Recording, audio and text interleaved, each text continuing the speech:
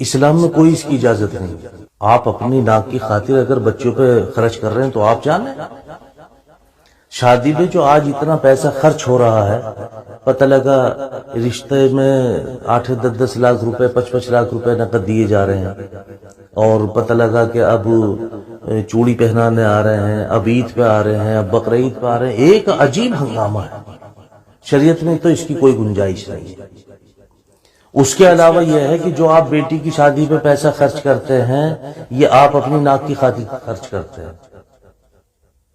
اگر آپ اس پیسے کو، یعنی جو آپ کی میراث ہے، اس کو تقسیم کر دیں. آپ مثال کے طور پہ آپ کے 4 بیٹے ہیں، 2 بیٹی ہیں. پہلی بات تو یہ ہے کہ آپ زندے پہ اگر تقسیم کر رہے ہیں تو بیٹی کو بھی برابر دینا پڑے گا، بیٹے کو بھی برابر دینا پڑے گا. اگر آپ کا انتقال ہو گیا ہے تو اولاد کو چاہیے کہ وہ آپ کے ترکے میں سے ان کو حصہ دیں. اگر مثال کے طور پہ ایک بھائی ہے، ایک بہن ہے، اور 1.5 روپیہ ہے تو 1 روپیہ بھائی کو، 50 پیسے بہن کو، حصہ تقسیم ہو گیا. لیکن آپ زندے ہیں تو آپ کو چاہیے کہ آپ اپنا حساب لگائیں کہ کتنا پیسہ ہے آپ کے پاس میں.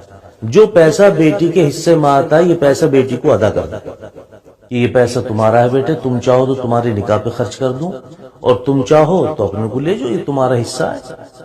اب اگر بیٹی یہ کہہ دے کہ نہیں ابا جان آپ اس پیسے کو میری شادی پہ خرچ کر دیں، اب آپ کی اپنی مرضی ہے کہ آپ جتنا چاہیں خرچ کر دیں.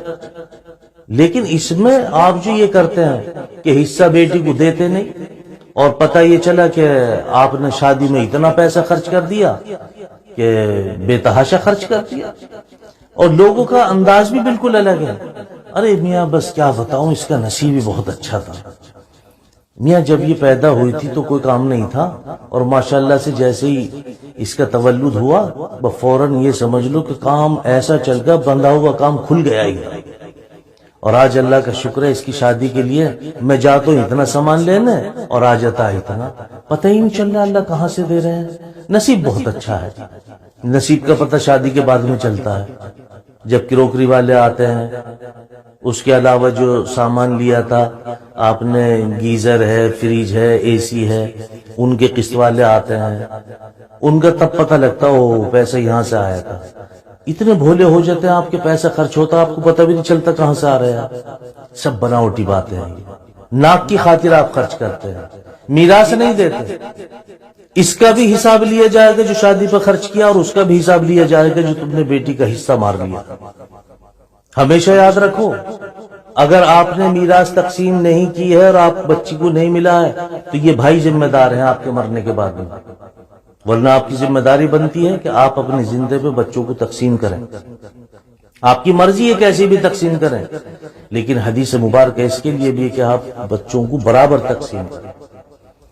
ہاں اگر والدین کا انتقال ہو گیا ہے تو ان بھائیوں کو چاہیے کہ وہ اپنی بہن کا حصہ نہ ماریں، بالکل حرام ہے، اور خدا کے یہاں آپ کو اس کا حساب دینا پڑے گا.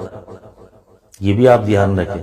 بہت سارے لوگ ہیں اس طرح کے، والدین انتقال کر گئے، جو بڑے بھائی تھے وہ مال پہ اپنا ذمہ دار ہو کے بیٹھ گئے، چھوٹے بھائیوں کو نہیں دیتے، بہنوں کو نہیں دیتے. تو وہ یوں نہ سمجھے کہ ہم اس سے فارغ ہو گئے. ان کی اولاد خود ان کے سامنے دیکھنا کیا حال ہوگا، اور مرنے کے بعد کیا ہوگا. الامان والحفیظ. کوئی گنجائش نہیں اسلام میں، اس کی کوئی گنجائش نہیں. آپ نے بھائیوں کا حق مارا، بہنوں کا حق مارا، اور میراث دیے تو ترکے میں سے آپ کو دینا چاہیے تھا. اگر آپ 4 بھائی ہیں 2 بہنیں ہیں تو یوں آیا کہ ترکے میں سے آپ ان کو تقسیم کریں. 1 لاکھ روپے ہیں، 4 بھائی ہیں، 2 بہنیں ہیں، آپ ان کو 10 حصوں میں تقسیم کریں. 2 حصے بھائیوں کے ہو گئے، 1 حصہ بہن کا ہو گیا. بالکل آسان ہے. اس کے لیے بڑی بڑی سخت وعیدیں ہیں حدیث مبارکہ میں. اللہ ہم سب کی حفاظت فرمائے. اس لیے میرے بھائیوں، ہوش بندی سے کام لو، ہوش کے ناخن لو. کسی کا حصہ مارنا، دبانا یہ اچھی خصلت کی بات نہیں ہے. آپ اپنی جنت برباد کر رہے ہیں. خدا کے یہاں اس کا کوئی بھی نعم البدل اگر ہے تو بس پھر یہ سزا کے طور پہ ہے. اللہ ہم سب کی حفاظت فرمائے.